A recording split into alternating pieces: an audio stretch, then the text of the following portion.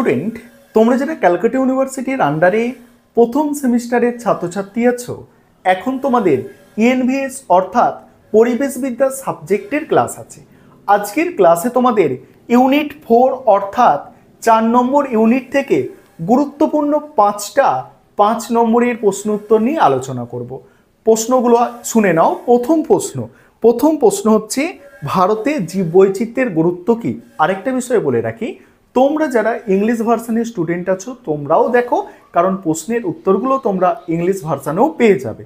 দ্বিতীয় প্রশ্ন জীববৈচিত্র্যের বিভিন্ন স্তরের সংজ্ঞা এবং ব্যাখ্যা। পরের প্রশ্ন, ইনসিটু এবং এক্সিটু সংরক্ষণের মধ্যে পার্থক্য। এটা মোস্ট ইম্পর্টেন্ট প্রশ্ন আছে, ইনসিটু সংরক্ষণ এবং এক্সিটু সংরক্ষণের মধ্যে পার্থক্য। পরের প্রশ্ন, জীববৈচিত্র্যের জন্য প্রধান হুমকিগুলি কি? ঠিক আছে, মেজর যে থ্রেট আছে সেগুলো কি সেটা আলোচনা করব।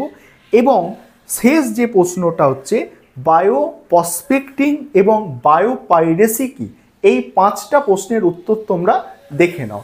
আরেকটা বিষয় বলে রাখি, তোমাদের জন্য এই সাবজেক্টের স্টাডি মেটেরিয়াল তৈরি করা হয়েছে। তোমরা যারা স্টাডি মেটেরিয়াল পারচেস করতে চাইছো, স্ক্রিনে দেওয়া নম্বরে যোগাযোগ করে স্টাডি মেটেরিয়াল পারচেস করতে পারো। চলো তোমরা 5টা প্রশ্নের উত্তর দেখে নাও। এবারে তোমরা প্রশ্ন উত্তরগুলো দেখে নাও। আর তোমরা যারা ইংলিশ ভার্সনের স্টুডেন্ট আছো তোমরাও দেখো, শেষে তোমরা প্রশ্ন উত্তরগুলো ইংলিশে পেয়ে যাবে।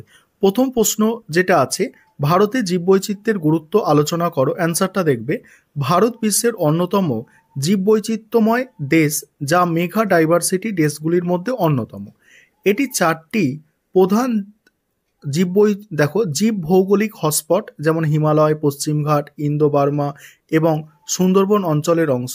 জীববৈচিত্র্য শুধু পরিবেশগত ভারসাম্য রক্ষা করে না, এটি অর্থনৈতিক, সামাজিক, সাংস্কৃতিকভাবে দেশে অত্যন্ত গুরুত্বপূর্ণ। এবার ভারতের জীববৈচিত্র্যের গুরুত্ব 1 নম্বর পয়েন্ট হচ্ছে, দেখো, পরিবেশগত গুরুত্ব। জীববৈচিত্র্য বাস্তুতন্ত্রের ভারসাম্য বজায় রাখে, জলচক্র, কার্বন চক্র পরিচালনা করে, ভূমিক্ষয় রোধ করে এবং জলবায়ুর স্থিতিশীলতা রক্ষা করে। 2 নম্বর হচ্ছে, দেখো, গুরুত্ব, অর্থনৈতিক গুরুত্ব। কৃষি, ঔষধ শিল্প, বনজ সম্পদ, পর্যটনের ওপর জীববৈচিত্র্যের সরাসরি প্রভাব রয়েছে। উদাহরণস্বরূপ, ভারতীয় কৃষির বহু প্রজাতির শস্য ও গবাদি পশুর বৈচিত্র্যের ওপর নির্ভরশীল। পরের পয়েন্ট হচ্ছে সাংস্কৃতিক ও নৃতাত্ত্বিক গুরুত্ব। বহু ভারতীয় ধর্ম ঐতিহ্য জীববৈচিত্র্যের সঙ্গে ওতপ্রোতভাবে জড়িত। বিভিন্ন আদিবাসী জনগোষ্ঠী তাদের জীবনধারার জন্য প্রাকৃতিক সম্পদের ওপর নির্ভরশীল। ভারতের জীববৈচিত্র্য সংরক্ষণের জন্য বন্যপ্রাণী সংরক্ষণ আইন 1972, পরিবেশ সুরক্ষা আইন 1986, তারপরে জীববৈচিত্র্য আইন 2002 কার্যকর করা হয়েছে। তবে মানবজনিত কার্যকলাপ, নগরায়ন, বন উজাড়, জলবায়ুর পরিবর্তনের ফলে ভারতের জীববৈচিত্র্য চ্যালেঞ্জের সম্মুখীন হচ্ছে। দেখো, এই যে এখানে আইনগুলো আছে এগুলো একটু ভালো করে দেখে নেবে, কারণ এগুলো তোমাদের এমসিকিউর যে প্রশ্ন থাকে সেই প্রশ্নের মধ্যে তোমরা পেতে পারো। পরের প্রশ্ন যেটা আছে, দেখো, দ্বিতীয় প্রশ্ন, জীববৈচিত্র্যের বিভিন্ন স্তরের সংজ্ঞা ও ব্যাখ্যা করো। এখানে দেখো জীববৈচিত্র্যের বিভিন্ন স্তরের সংজ্ঞা ও ব্যাখ্যা। দেখো, জীববৈচিত্র্যের 3টি প্রধান স্তরে শ্রেণীবদ্ধ করা হয়, যা বাস্তুতন্ত্রের ভারসাম্য বজায় রাখতে গুরুত্বপূর্ণ ভূমিকা পালন করে। একটা হচ্ছে জেনেটিক ডাইভার্সিটি অর্থাৎ জেনেটিক বৈচিত্র্য। এটি কোনো নির্দিষ্ট প্রজাতির ভেতর থেকে জিনগত বৈচিত্র্যকে বোঝায়, বা এটা জেনেটিক বা জিনগত বৈচিত্র্যও তোমরা কিন্তু বলতে পারো। উদাহরণস্বরূপ, ভারতীয় ধানের বিভিন্ন জাত যেমন বাসমতি, ইন্দ্রাণী এবং অন্যান্য দেশের জাতগুলোর মধ্যে জিনগত বৈচিত্র্য রয়েছে, আর এই বৈচিত্র্য রোগ প্রতিরোধ ক্ষমতা বাড়ায় এবং পরিবেশগত পরিবর্তনের সাথে খাপ খাইয়ে নিতে সাহায্য করে। এবার আছে প্রজাতিগত বৈচিত্র্য, স্পিসিস ডাইভার্সিটি যেটাকে বলা হচ্ছে। এটি বিভিন্ন প্রজাতির মধ্যে বিদ্যমান বৈচিত্র্যকে বোঝায়। উদাহরণস্বরূপ, ভারতের সুন্দরবনের রয়্যাল বেঙ্গল টাইগার, তারপরে গাঙ্গেয় ডলফিন এবং বিভিন্ন প্রজাতির কাঁকড়া ও মাছ রয়েছে। তারপরে হচ্ছে, দেখো, বাস্তুতন্ত্র বৈচিত্র্য অর্থাৎ ইকোসিস্টেম ডাইভার্সিটি। এখানে কি বলা হচ্ছে, দেখো, এটি বিভিন্ন প্রাকৃতিক বাস্তুতন্ত্র যেমন বন, নদী, সমুদ্র, মরুভূমি, পর্বত ও তৃণভূমির বৈচিত্র্য বোঝায়। উদাহরণস্বরূপ, ভারতের পশ্চিমঘাটের বর্ষা বন, রাজস্থানের থর মরুভূমি পরিবেশগতভাবে সম্পূর্ণ ভিন্ন দুটি বাস্তুতন্ত্র। তারপরে কি বলা হচ্ছে, দেখো, এই 3টি স্তর একে অপরের সঙ্গে জড়িত এবং কোনো একটির ক্ষতি হলে গোটা বাস্তু সংস্থান বিপর্যস্ত হতে পারে। পরে 3 নম্বর প্রশ্ন, ইনসিটু আর এক্সিটু সংরক্ষণের মধ্যে পার্থক্য। দেখো, জীববৈচিত্র্য সংরক্ষণের দুটি প্রধান উপায় হচ্ছে ইনসিটু সংরক্ষণ, যেটা প্রাকৃতিক পরিবেশেই সংরক্ষণ করা হয়, আর হচ্ছে এক্সিটু সংরক্ষণ, মানে প্রাকৃতিক পরিবেশের বাইরে সংরক্ষণ করা হয়, অর্থাৎ এক্স মানে হচ্ছে বাইরে, ঠিক আছে, সংরক্ষণ করা হয়। এবার নিচে এর পার্থক্যগুলো আলোচনা করা হয়েছে, একদিকে পার্থক্যের বিষয়, আর একটা ইনসিটু সংরক্ষণ, আর একটা হচ্ছে এক্সিটু সংরক্ষণ। দেখো পার্থক্যগুলো দেখে নাও। প্রথমেই হচ্ছে সংজ্ঞা। জীববৈচিত্র্যকে তার স্বাভাবিক বাসস্থানে সংরক্ষণ করা হয়, এদিকে আছে জীববৈচিত্র্যকে তাদের স্বাভাবিক আবাসস্থলের বাইরে সংরক্ষণ করা হয়। তারপরে কি আছে দেখো, তারপরে আছে দেখো বাস্তু সংস্থান সংরক্ষণ। এটি সম্পূর্ণ বাস্তু সংস্থানের সংরক্ষণ নিশ্চিত করে, আর এটি কিন্তু প্রজাতির সংরক্ষণ বেশি কার্যকর। পরিবেশের সাথে অভিযোজনের ক্ষেত্রে দেখো, পানি ও উদ্ভিদ তাদের স্বাভাবিক পরিবেশে খাপ খাওয়াতে পারে, আর এখানে কৃত্রিম পরিবেশে পানিগুলো অভিযোজন কঠিন হতে পারে।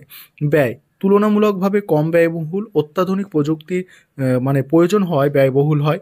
আর ঝুঁকি, আবাসস্থলের ধ্বংস হলে সংরক্ষিত প্রজাতিগুলির বিলুপ্ত আশঙ্কা থাকে, আর সুরক্ষিত পরিবেশে সংরক্ষণ করা হয় বলে প্রজাতিগুলি বিলুপ্ত হওয়ার সম্ভাবনা কম। উদাহরণ হচ্ছে জাতীয় উদ্যান যেমন সুন্দরবন, অভয়ারণ্য হচ্ছে কাজিরাঙা অভয়ারণ্য, তারপরে বায়োস্ফিয়ার রিজার্ভ নীলগিরিতে আছে, এদিকে চিড়িয়াখানা, তারপরে উদ্ভিদ উদ্যান, দেখো বীজ ব্যাংক, জিন ব্যাংক, ঠিক আছে। প্রয়োগের সুবিধা, অধিক সংখ্যক প্রজাতির জন্য কার্যকর, আর এদিকে সংকটাপন্ন ও বিলুপ্তপ্রায় প্রজাতি দ্রুত সংরক্ষণে কার্যকর। এবার আছে দেখো, পরের প্রশ্ন আছে, জীববৈচিত্র্যের জন্য প্রধান হুমকিগুলো আলোচনা করো। জীববৈচিত্র্যের প্রধান হুমকি, এখানে দেখো 1 নম্বর হুমকি কি আছে দেখো, বন উজাড় ও আবাসস্থলের ক্ষতি, নগরায়ন, তারপর কৃষি সম্প্রসারণ, শিল্পায়নের ফলে বনভূমি ধ্বংস হচ্ছে, যা অনেক প্রজাতির বিলুপ্তির কারণ হয়ে দাঁড়িয়েছে।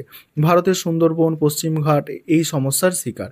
তারপর হচ্ছে দেখো জলবায়ুর পরিবর্তন, পরের পয়েন্ট, তাপমাত্রা বৃদ্ধি, বরফ গলার হার বৃদ্ধি এবং আকস্মিক আবহাওয়ার পরিবর্তন অনেক প্রজাতির অস্তিত্বে সংকট ফেলেছে। এবার আছে দূষণ, বায়ু, জল, মাটি, তারপরে দূষণ বাস্তু সংস্থানে নেতিবাচক প্রভাব ফেলে। শিল্প বর্জ্য ও প্লাস্টিক দূষণের ফলে জলজ প্রাণীরা সবচেয়ে বেশি ক্ষতিগ্রস্ত হচ্ছে। তারপরে আছে দেখো চোরা শিকার ও পাচার, বন্যপ্রাণীর শিকার ও পাচার, বিশেষ করে বাঘ, গন্ডার ও হাতির শিকার জীববৈচিত্র্যের ওপর মারাত্মক প্রভাব ফেলেছে। তারপর বিদেশি মানে অগ্রসী প্রজাতি, যা মানে দেখো পার্থেনিয়ামের মতো জলকচুরি, পার্থেনিয়ামের মতো বিদেশি উদ্ভিদ ও প্রাণী দেশীয় জীববৈচিত্র্যকে হুমকির মুখে ফেলেছে। আর এই সব হুমকির ফলে বাস্তু সংস্থান ধ্বংস হচ্ছে এবং জীববৈচিত্র্য রক্ষার জন্য দ্রুত পদক্ষেপ নেওয়া জরুরি। এবারে শেষ প্রশ্ন যেটা আছে, এই প্রশ্নটাও ছোট প্রশ্ন, অর্থাৎ এই যে বায়ো প্রসপেক্টিং, এটা 2 নম্বরে প্রশ্নে দিয়ে দিতে পারে, বায়োপাইরেসি এটাও 2 নম্বরে প্রশ্নে দিয়ে দিতে পারে। এই কনসেপ্টগুলো একটু দেখো কি আছে। বলছে প্রথমে বায়ো প্রসপেক্টিং, যেটা এটি এমন একটি প্রক্রিয়া যেখানে বিভিন্ন উদ্ভিদ, প্রাণী ও অণুজীব থেকে উপকারী জৈব উপাদান সংগ্রহ করা হয়, যা ঔষধ, কৃষি, খাদ্য, শিল্প খাতে ব্যবহৃত হয়। এই গবেষণামূলক অনুসন্ধানে বিশেষত বহুজাতিক ঔষধ কোম্পানি গবেষণা প্রতিষ্ঠানের জন্য জনপ্রিয়। এবার উদাহরণ আছে, উদাহরণ দেখো, এগুলো হচ্ছে উদাহরণ দেওয়া আছে, মানে তুলসী, নিম, হলুদ থেকে ঔষধ প্রস্তুত করা হয়, এরকম আছে। তারপর হচ্ছে বায়োপাইরেসি, দেখো যখন কোনো ব্যক্তি প্রতিষ্ঠানের অনুমতি ছাড়াই স্থানীয় জনগোষ্ঠীর ঐতিহ্যবাহী জৈব সম্পদ, প্রাকৃতিক জ্ঞান ব্যবহার করে লাভবান হয়, তখন তাকে বায়োপাইরেসি বলে। আর এটি সাধারণত উন্নত দেশগুলির কোম্পানি করে, যা উন্নয়নশীল দেশগুলির প্রাকৃতিক সম্পদ, ঐতিহ্যবাহী চিকিৎসা পদ্ধতি নিজেদের নামে পেটেন্ট করে নেয়। এবার উদাহরণ এখানে আছে, ঠিক আছে, উদাহরণ আছে, উপসংহারে এইটা লিখে দেবে। এবার তোমরা যারা ইংলিশ ভার্সনের স্টুডেন্ট আছো, তোমরা প্রশ্নের উত্তরগুলো দেখে নাও। এবার তোমরা যারা ইংলিশ ভার্সনের স্টুডেন্ট আছো, তোমরা প্রশ্নের উত্তরগুলো দেখো, আমি স্ক্রল করে যাচ্ছি, আর আমাদের স্টাডি মেটেরিয়াল কিন্তু তৈরি আছে। তোমরা যারা স্টাডি মেটেরিয়াল পারচেস করতে চাইছো, অবশ্যই স্ক্রিনে দেওয়া নম্বরে যোগাযোগ করে স্টাডি মেটেরিয়াল পারচেস করতে পারো।